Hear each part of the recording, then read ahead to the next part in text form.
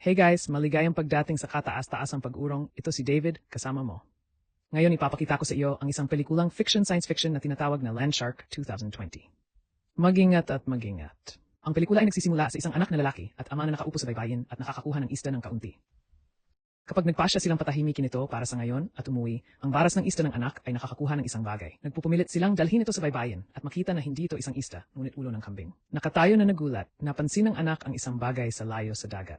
Nakakakita kami ng isang nakakahiyang pating na tumatalon sa itaas ng kanilang ulo, lumapag sa baybayin at naglalakad sa ang lupain patungo sa lungsod. Ang eksena ay nagbabago sa 3 araw nang nakalilipas sa isang dagat ng dagat sa Toa Island, Timog Silangang Asya. May tinatanggap ang madla sa Poseidon Project, isang deep-sea space station 100 metro sa ilalim ng ibabaw. Ang lugar ay may 4 na pangunahing genetic laboratories. Ang panlabas na bahagi ng istasyon ng espasyo ay may labis na tangke na may isang pating na ginamit para sa genetic. Extra!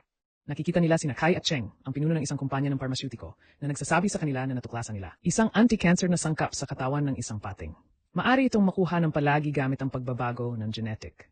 Ang mga tao doon ay nagpapakita ng kanilang mga alalahanin tungkol sa genetic mutations na nagsasabi ng genetic modification. Ay mapanganib at may hindi mahulaan ng mga epekto. Kinukumbinsi sila ni Ji Huang na sinasabi na para sa mas malawak na interes ng mundo. Sinabi niya sa kanila na malapit na silang masaksihan ang isang himala. Lahat sila ay naghihintay na sabik na makita ang paksa ng eksperimento.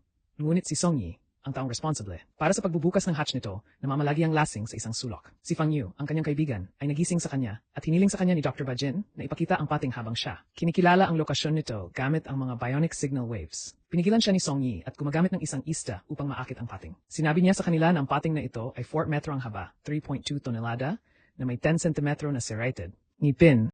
Na magising ang pating, tumalo ng pating mula sa lawa, hinawakan ng mga isda, at lahat sila kaya't nais na magpatuloy sa 2 yugto ng eksperimento, ngunit sinubukan ni Dr. Yi Xin. Itigil mo siya pagkilala sa mga naugnay na panganib. Kinukumbinsi niya siya na kailangan nating kumuha ng mga panganib para sa mga resulta at na ang pating ay umangkop. Sa bagong gene na rin, at ito rin ang huling hangarin ng ama ni Dr. Yi Xin. Nagpapatuloy sila sa 2 yugto ng eksperimento. Inihahanda ng mga siyentipiko ang iniksyon at iniksyon ang pating na may isang bagong gene. Matapos ang pagsasanib ng gene, nakaramdam sila ng kasiyahan at ginhawa. Matapos ang iniksyon, nakikita namin ang mata ng pating. Sa susunod na eksena, nakikita namin si Dr. Xin sa kandungan, ngunit kahina, hinala siya tungkol sa kanyang paligid, lalo na ang tangke. Bilang Dr. Yi Xin, Kai at Cheng, at ang kanyang anak na si Yoyo ay umalis, isa pang siyentipiko ang pumapasok sa laboratory na nakikipag-usap sa kanyang anak na babae. Sa gitna ng pag-usap, napansin niya ang mga nakababahala na istatistika sa mga monitor, kumikislap na panganib. Agad niyang binabalaan na ang kalusugan ng pating ay bumaba, at ang tibok ng puso nito ay nakakagulat. Mababa.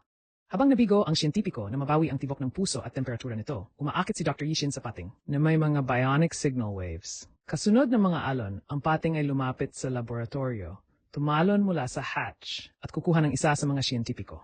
Ang iba pa ay nakagulat at natatakot. Mahirap paniwalaan na ang pating ay pinatay ang lahat upang makalapit sa lab. Nakikita namin ang pating na kumakain ng lalaki sa tangke sa pamamagitan ng baso. Song Yi at Pang Yu ay tumatakbo. Matapos makita iyon, tinanong niya ang Bajin kung ano ang kanilang nagawa sa pating. Tumanggi si Bajin na sagutin dahil confidential ito. Sinusuri ni Dr. Yi Xin ang tayuan nito at kinikilala ang isang hindi pangkaraniwang aktibong sistema ng nerbiyos na nagpapakita na buntis ito. Nagulat ang lahat dahil ito ay isang male shark. Binanggit ni Dr. Yi Xin ang pag-aanak ng single cell kapag ang pating ay nagsisimula sa pagpindot sa baso ng tangke at sumusubok na masira. Sa loob ng ilang mga suntok, sinira ng pating ang baso ng bulletproof at ang silid ay puno ng tubig. Sinasabi sa kanila ni Song Yi na manatiling tahimik habang kinikilala ng pating ang target nito gamit ang tunog. Pinatnubayan niya sila upang makalabas ng tubig ng tahimik at mabilis. Makikita nila ang shark swimming malapit. Sinusubukan nilang panatilihing tahimik hanggat maaari, ngunit ang pating ay nahahanap at kumakain ng isang siyentipiko bilang tumula siya sa tubig. Natagpuan ng pating ang siyentipiko na nagtago sa aparador at sinisikap na mahulog siya. Upang may save ang Song Yi, ay umabot para sa isang kahon, ngunit nabigo upang buksan ito. Sinusubukan niyang buksan ito, gumawa ng isang malakas na tunog na umakit sa pating. Iminumungkahi ni Song Yi na umabot si Pang Yu sa lubid. Bago ang pag-atake ng pating, sinira ng kanta si Yi ang baril, hinawakan ng lubid, at nakatakas sa isang ligtas na taas. Nilalayo niya ang baril sa pating, ngunit nabigo itong hanapin ito sa tubig. Inilagay niya ito ngunit misses. Kinukuha ng Song Yi ang anesthesia na maikli sa kamay at nais na mag-iniksyon ng mano-mano. Si Pang Yu ay nasa tubig pa rin at sinubukan ng mga pating na salakayin siya na mag-injected si Song Yi. Ito ay may maikling anesthesia. Bago ang pating ay maaring atakein si Pang Yu, ito ay nanghihina. Iminumungkahi ni Song Yi na dapat silang umalis dahil ang pating ay walang malay. Hindi sila sumasang-ayon sa una ngunit kalaunan ay sumunod sa kanya. Nagsisimula silang lumangoy patungo sa pintuan, ngunit si Yuan Jing, isa sa mga siyentipiko, ay may pagdurugo. Kupitin ang kanyang kamay, ginising ang pating. Kinuha ng pating at kinaladkad siya habang sumisigaw siya ng tulong. Ang metabolismo ng pating ay pinabilis na ginagawang mabilis ang anesthesia. Sinusubukan nilang iwanan ng mabilis ang laboratorio. Gu, isa pang siyentipiko, ay nakakakuha ng isang pag-atake ng pagkabalisa at sinisikap na kumuha ng isang badgin para sa tulong. Pareho silang may isang scaffold na gumagawa ng sapat na ingay upang maakit ang pating. Inatek sila ng pating at pinapatay si Dr. Gu, kasama si Bajin na naiwan sa gitna ng panganib. Hiniling ni Song Yi kay Pang Yu na alisin ang mga bagay-bagay sa exit habang pinapanatili niya ang ginulo ng pating. Nabigo silang buksan ng pintuan, ngunit natagpuan ng Bajin ang vent sa itaas. Hiniling ni Pang Yu sa lahat na sundin ang Bajin. Ang pating ay dumating pagkatapos ng kantaye. At kapag malapit nitong kumagat sa kanya, binibiro niya ito ng isang electric shock. Nagulat ang lahat, lumangoy ang pamat at namahadsas. Nay, sa pag-abot sa labas, nasisira sila ngunit hinalinhan. Nakalulungkot, ito ay para sa ilang sandali lamang. Isin ay sinampal si Bajin at sinabi sa kanya na siya ang may pananagutan sa pagkamatay ni Doctor. Tumugon siya na kailangan niyang iligtas ang kanyang sarili. Ang isa sa mga doktor ay nagmamasid sa isang malalim na crack sa lupa. Abnormally malaki. Nagulat sila kung paano makakaligtas at mag-crawl sa lupain ang isang pating. Naglalaro si Yoyo sa hardin. May narinig siyang isang bagay sa mga bushes. Hindi niya pinapansin at nagsimulang maglaro kapag inaatake siya ng pating at sinira ang kanyang pag-indayog. Ang pating ay miss at bumalik para sa kanya, na sumusunod sa kanya sa slide sa isang kuko kagat. Habol. Nang malapit na itong salakayin si Yoyo, hinawakan siya ni Song Yi at tumatakbo patungo sa gubat. Sinusundan sila ng pating. Nakakagulat na ang pating ay sumisid sa lupa at nagsisimulang maghukay patungo sa kanila ng mabilis. Kinuha nito ang isa sa mga siyentipiko sa paglapit. Sinubukan ni Liu Tian na iligtas siya at sa pakikipagsapalaran na iyon, nasasaktan siya. Nagsimula ang pating kasunod ng amoy ng dugo ni Liu Tian. Malapit na sila sa bangin ng bangin. Sinubukan ni Song Yi na mapupuksa ito sa pamamagitan ng paglukso mula sa bangin at sumusunod ang pating. Niloloko ni Song Yi ang pating sa pamamagitan ng paghang sa gilid ng bato at hinila siya ni Pang Yu. Sinabi ni Pang Yu na nakababahala kung paano makakaligtas ang isang pating at lumipat sa lupa. Tinanong muli ni Song Yi kung ano ang nagawa nila sa pating. Tumugon si Dr. Bajin na kumpidensyal. Nagpasya sina Song Yi at Pang Yu na umalis. Pinipigilan nila sila at sinabi sa kanila ni Dr. Yishin na binago nila ang genetically at ngayon ito ay mutated. Na-infuse nila ang mga gene nito na may isang earthworm at ngayon maaari itong magparami ng asexually at mag-navigate at lumipat sa mundo. Sinabi ni Bajin na ang pating ay sumusunod sa kanila sa pamamagitan ng dugo ni Liu Tian sa gitna ng iminumungkahi niya na dapat nilang iwanan si Liu Tian, ngunit hindi sumasang ayon si Song Yi. Sinusubukan ni Yoyo na maging komportable si Liu Tian. Kasabay nito, ang pating ay nagsisimula sa pag-ikot sa kanila at inaatake si Liu Tian, kumukuha at kumakain. Tumatakbo sila at sumusunod ang pating. Kahit papaano hanggang split at ang pating ay nagsisimula kasunod ng Bajin, Yoyo at isa pang siyentipiko. Habang tumatakbo, natitisod si Bajin at humihingi ng tulong. Bumalik si Yoyo upang matulungan siya. Upang mailigtas ang kanyang sarili, itinapon niya si Yuyu bilang pain sa pating na hindi pinapansin at inaatake. Badge. Pagkatapos kumain ng Bajin, ang pating ay bumalik sa pag-atake kay Yoyo. Kapag malapit na itong salakayin, nakikita namin ang ilang mga kotse na may mga shooters na nagpaputok sa pating. Nay, sabi ni Tiancheng si Yoyo kasama ang kanyang mga bodyguard. Ang ama at anak na babae ay nagkakaisa. Nag-shoot sila sa pating habang tumatakbo patungo sa kagubatan. Itinapon nila ang isang lambat upang mahuli ito, ngunit ang pating ay masyadong malakas. Nakakita ng kantangin si Yi ay naghahanap ng isang bagay na makakatulong at makahanap ng isang bazooka. 2 beses niyang hinuhugot ang pating, ngunit misses. Nang papatayin na niya ito, pinigilan siya ni Tiancheng na nagsasabing mahalaga ito at dapat protektahan sa anumang gastos. Hiniling niya kay Song Yi na ibalik ito kung saan hindi siya sumasang-ayon. Pinapatay ni Tiancheng ang isa sa mga siyentipiko at nagbabanta na patayin din ang iba kung siya ay naglalakad. Sinabi niya sa kanya na dalhin ang pating na buhay na papatayin niya si Dr. Yizin. Nag-atubiling sumang-ayon siya. Nagbabago ang eksena at nasa bangka sila.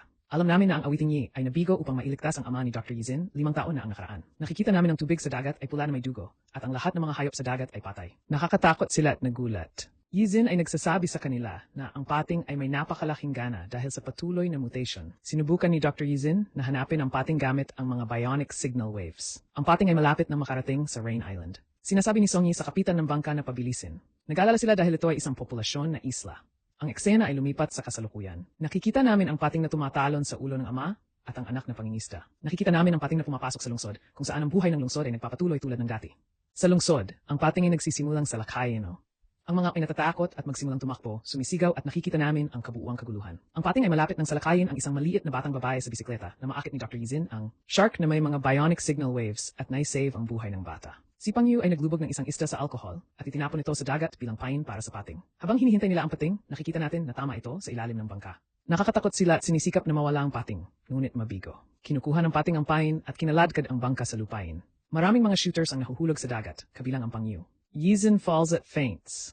Kapag nagising siya, nahanap niya ang kanyang sarili sa isang yungib na may mga rebelde ng bangka. Sinubukan ni Dr. Yizin na makipag-usap kay Song Yi, ngunit nabigo. Sinubukan ni Dr. Yizin na maghanap ng isang annunciator at hahanapin ito. Sinusubukan niyang hanapin ang pating, ngunit nabigo. Samantala, naririnig niya ang paghinga ng pating sa kanyang likuran. Tumalikod siya at nakita ito sa mata. Bago ito pag-atake, dumating sina Kai at Cheng shooters at magsimulang magpaputok. Gumagamit sila ng mga electric shocks upang gawin itong walang malay. Habang nawawala ang pating, tinawag ng taga-baril sina Kai at Cheng. At malapit na siya sa pating upang makita kung buhay ito. Kanta Yi at Dr. Yizin nais na umalis, ngunit pinigilan sila ni Kai at Cheng ayon sa gusto niyang mag-breed. Ang pating at gamitin ito bilang isang biological na armas. Hindi sila sumasang-ayon at nagbanta sina Kai at Cheng ng baril. Nakikita namin ang lahat na nagulat habang sina Kai at Cheng ay bumalik sa pating. Malapit ang mga pating kina Kai at Cheng at kainin siya sa isang kagat. Naubusan sila ng yungib at sumusunod ang pating. Gumagamit sila ng mga bomba ng usok upang mawala ang pating. Ang pating ay kinukuha mga ito ng paisa-isa. Matapos mawala ang lahat ng mga shooters, ang pinunoy na bigo, kumuha ng 2 baril at patuloy na apoy. Kasabay nito, naramdaman niya ang paghinga ng pating sa kanyang likuran. Kapag siya'y lumingon, ang pating ay kumakain sa kanya. Iminumungkahi ni Song Yi na dapat nilang hatiin ang mga paraan. Sinabi niya kay Dr. Yizin na bilang gene ng pating ay halo-halong sa earthworm. Dapat ito maging mahina mula sa loob. Kung nais nilang patayin ito, dapat nilang kunan ng larawan ito mula sa loob ng bibig nito. Yizin ay nagsasabi sa kanya na masyadong mapanganib, ngunit iginiit niya na ito lamang ang paraan. Lumipat siya sa enunciator at tumakbo. Sinusundan siya ng pating. Ang pating ay nakakakuha at malapit ng kumagat sa kanya kapag tumalon siya upang mailigtas ang kanyang sarili. Naligtas siya ngunit nawala ang enunciator. Tumatakbo siya sa desperasyon, naghahanap sa paligid upang makahanap ng isang bagay na makakatulong. At hahanapin ang nakahiga si Bazooka. Sinubukan na kunin ito ngunit natitisod dahil malapit na siyang salakay ng pating. Yizin lumipat sa enunciator at ang pating ay nagsisimula sa pagsunod sa kanya. Kinuha ni Song Yi ang bazooka at sumusunod sa pating. Malapit na salakayin ng pating si Dr. Yizin na makita namin si Pang Yu na nagmula sa kagubatan kasama. Isang ista na babad sa alcohol. Itinapon niya ang mga ista patungo sa pating bilang pain na nakikita ang kantang iyon ay nag-load ang bazooka at binaril ito kapag binuksan ng pating ang bibig nito upang kunin ang mga ista. Matapos makakuha ng maikli mula sa loob, namatay ang pating. Yizin at Pang Yu ay nagsisimulang maghanap ng Kanta Yi at hindi siya mahanap. Nagsisimula silang umiyak, iniisip na patay na siya kapag naririnig natin ang kanta na humihiling ng alak. Si Dr. Yizin ay nakakaramdam ng masaya at ginhawa, tumatakbo patungo kay Song Yi at niyakap siya. Nakikita namin ang pagtingin sa mata ng ibon sa patay na pating. Nagbabago ang eksena at nakakita kami ng isang baby shark sa iyong ib. Nagtatapos ang pala dito.